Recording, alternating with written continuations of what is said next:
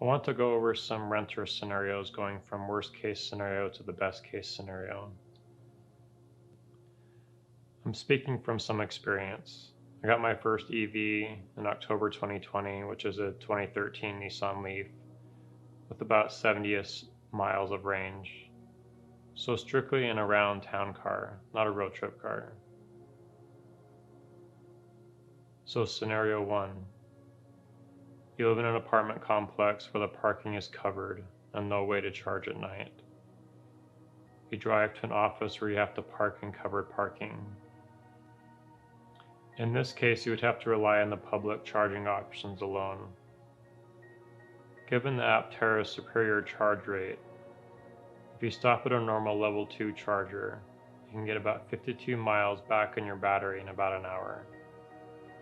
If you find a DC quick charger or Tesla's network once they open it up, you can get about 500 miles in an hour.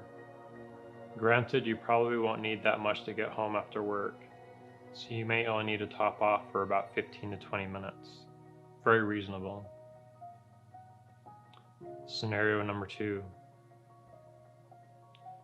Where you rent, you still have covered parking and can't charge at home. Or where you work during the day, the Aptera can be parked in the sun to charge during your workday.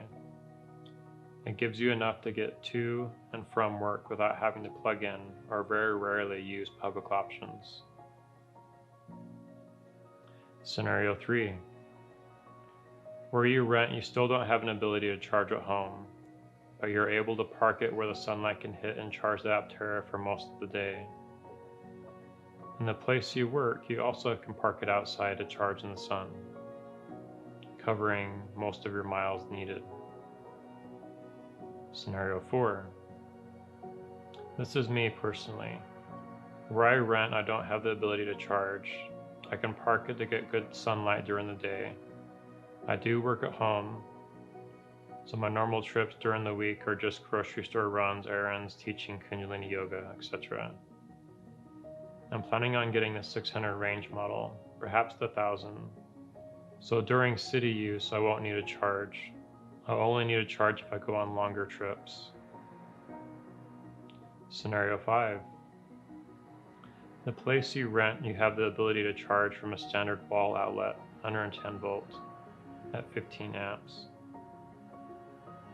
What many people don't realize is that how cost-effective that Aptera really is. You can use this standard outlet that you use to charge your cell phone and get about 156 miles overnight from that plug, something no other EV can do. Because if you're renting and you own any other EV and want to charge at home from a traditional wall outlet, you will get nowhere near that range.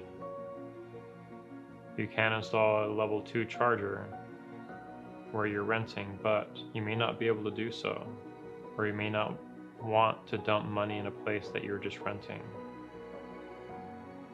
If you're currently a renter, what are your thoughts on the Aptera as a commuter vehicle or a road trip warrior?